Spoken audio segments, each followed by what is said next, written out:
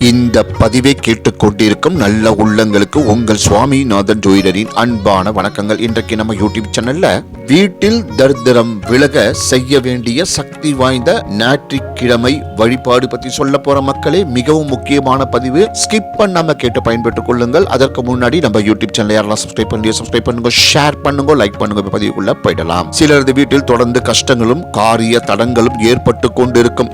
அதற்கு ஒரு தீர்வு பெற அவர்கள் எந்த முறையில் விளக்கு ஏற்றி வழிபாடு செய்தாலும் எந்த ஒரு மாற்றமும் நிகழாது. அப்படியானவர்கள் வருத்தம் அடையாமல் ஞாயிற்றுக்கிழமை செய்ய வேண்டிய வழிபாட்டு பரிகாரங்கள் இதோ. இந்த கஷ்ட காலம் என்பது ஒரு மனிதனின் வாழ்க்கையில் மிக பெரிய மாற்றத்தை கொடுத்துவிடும். கண்களை மூடி திறப்பதற்குள் பல்வேறு சிக்கலில் மாட்டிக்கொள்வார்கள். அப்படியானவர்களுக்கு ஒரே வழி இறை வழிபாடுதான்.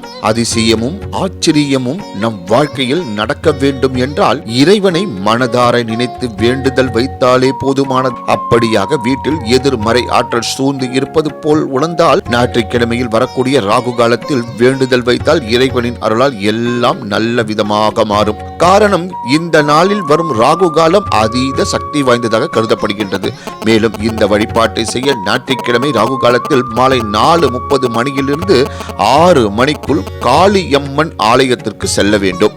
அவ்வாறு செல்லும் போது எலுமிச்சை பழம் எடுத்து செல்ல வேண்டும். எடுத்து செல்லும் அந்த எலுமிச்சை பழத்தில் எந்த ஒரு புள்ளியும் இல்லாத எலுமிச்சை பழமாக இருக்க வேண்டும். நாம் கோவிலுக்கு சென்ற பிறகு அங்கு இருக்கும் திரிசூலத்திற்கு முன்பாக நின்று கொண்டு காளியம்மனை மனதார நினைத்து கையில் இருக்கக்கூடிய எலுமிச்சை பழத்தை வைத்து உங்களுடைய தலையை வலது புறமாக 3 முறையும் இடது புறமாக 3 முறையும் சுற்ற வேண்டும். இவ்வாறு சுற்றி முடித்த பிறகு நீங்கள் நின்ற இடத்தை விட்டு சற்று விலகி நின்று அந்த எலுமிச்சை பழத்தை திரிசூலத்தின் நடுவில் குத்திவிட வேண்டும். பிறகு காளியம்மனை மனதார வேண்டிக் கொள்ள வேண்டும். இவ்வாறு ஒவ்வொரு ஞாயிற்றுக்கிழமையும் எலுமிச்சை பழத்தை வைத்து இந்த முறையில் நாம் பரிகாரம் செய்ய நம்மை சுற்றி இருக்கும் எதிர்மறை ஆற்றல் தரித்திரம் எல்லாம் விலகி வாழ்க்கையில் ஒளி வீசுவதை பார்க்க முடியும். வீட்டுக்கு அருகில் காளியம்மன் கோவில் இல்லை என்றாலும் அம்மன் ஆலயம் சென்று இந்த பரிகார வழிபாடு செய்யலாம்.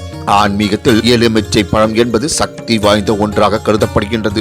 எலுமிச்சை பழத்திற்கு எப்பேற்பட்ட தீய சக்திகளையும் அழிக்கும் சக்திகள் உண்டு. ஆதலால் இந்த வழிபாட்டை மனதார செய்யுங்கள்.